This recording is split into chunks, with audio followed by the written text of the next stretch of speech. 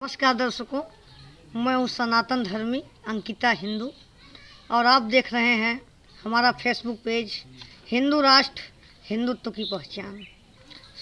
आप सभी के सम्मुख आज का हमारा एक विषय है गौ माता। इनके संदर्भ में हम कुछ अपना विचारधारा आप सभी के सम्मुख रखना चाहेंगे। गाय एक पशु नहीं है। देखिए, हमारे सनातन संस्कृति और हमारे सनातन धर्म में गाय को माता कहकर संबोधित किया गया है। इसका एक बहुत ही एक उदाहरण से समझें या एक बहुत बड़ा रहस्य है इसके पीछे। निश्चित तौर पे गाय हमारी माता है।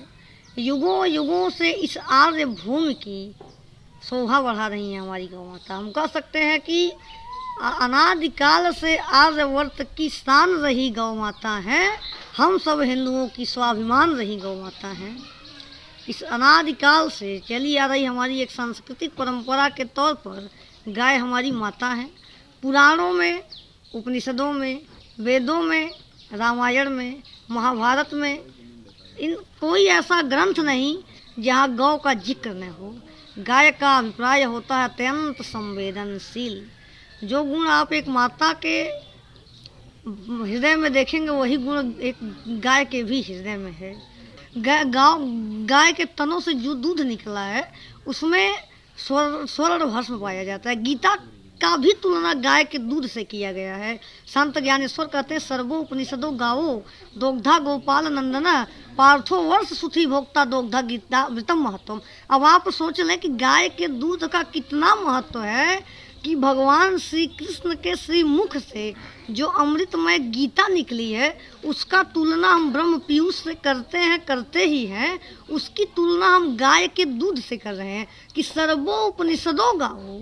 जितने उपनिषद हैं वो क्या है? गाय हैं। और उन गायों के तनों से जो दूध निकला है वही गीता है। इतनी बड़ी महत्व है हमारे यहाँ गाय की। और ये तो आध्यात्मिक बात हुई। यदि हम सांसारिक दृष्टि से भी बात करें तो गाय के संरक्षण करना ही हमारा परम धर्म है। आपको बता दें, हमारे यहाँ दुग्ध उत्पादन जो होता है जिससे हमारी आर्थिक व्यवस्था में कुछ जीडीपी एकत्रित होती है, उसमें गाय का एक महत्वपूर्ण योगदान होता है। हमारे यहाँ एक परंपरा है क्या कि हम गाय को पालते तो हैं, परंतु जब गाय दूध देने में असमर्थ होती है उसको हम छोड़ देते हैं। ऐसा नहीं करना चाहिए। आपको बता दें, हमारे यहाँ कहा गया कि एक जीव दूसरे जीव पर निर्भर होता है। ये गाय, ये भैंस, जो अच्छा बताइए, एक होता है मांसाहारी प्राणी जो होते हैं, इनको काट देते हैं, खाते हैं इनके मांस को। हालांकि ऐसा नहीं होना चाहिए क्योंकि प्रत्येक जीव दूसरे जीव पर निर्भर है। इसी को जैव विविधता कहते हैं। अब बताइए, छोटी मछलियों को बड़ी मछलियाँ खा लेती हैं। आज शेर का भोजन क्या है? वो मांस खाकर जीवित रहता है। हिरन के लिए क्या बनाया गया है? घास बनाया गया। इससे प्रकृति अपने आप में संतुलित रहती है क्योंकि एक जीव का भोजन क्या है वो प्रकृति स्वयं निर्धारित कर दी गई है। हम अगर मांस को खा रहे होते तो क्या हम जानवर हैं, हम शेर हैं, हम मांस को खा रहे हैं? हमें नहीं कर रहे हैं। आप जिसकी जैसी भावना जो खाना चाहे खाए, कोई दिक्कत नहीं है। इस पर हमारा वक्तव्य नहीं है। फिर भी हम ये बताने का प्रयास कर रहे हैं कि जीवों पर दया करें। अहिंसा परमो धर्मो। अहिंसा क्या है? वही हमारा परम धर्म है। परंतु हमें यहाँ बात यह है कि हमें गाय का रक्षा क्यों करनी चाहिए। ये अत्यंत महत्वपूर्ण मुद्दा है।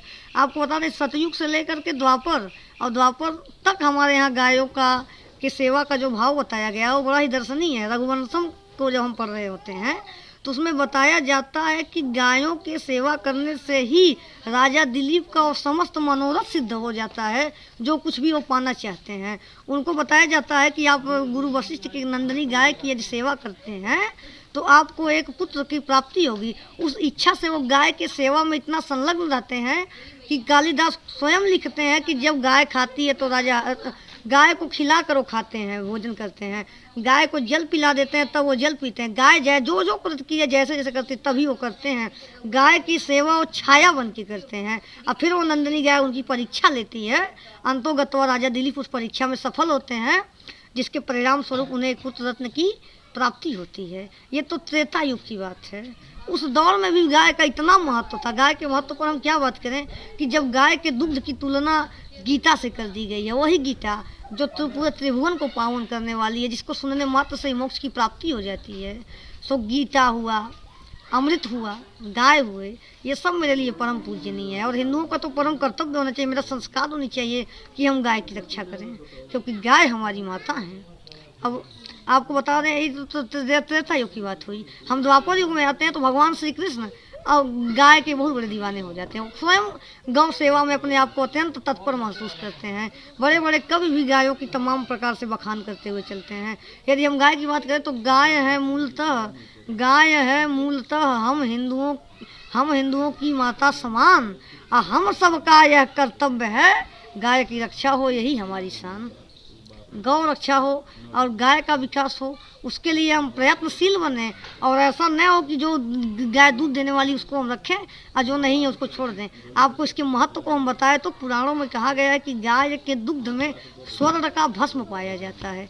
इसके दूध की तुलना गीता के श्लोकों से की गई है। इसके इतना ही नहीं, आपको बताएं, गाय के दूधों की तुलना जो गीता के श्लोक से हो तो है, कहीं कहीं बता दिया गया है कि ब्रह्म पीयूष के समान है। सो आशा करते हैं कि आप सभी लोग हमारी बात को समझे होंगे। सो यहाँ अपनी बात को हम समाप्त करते हैं। दर्शकों बहुत बहुत धन्यवाद।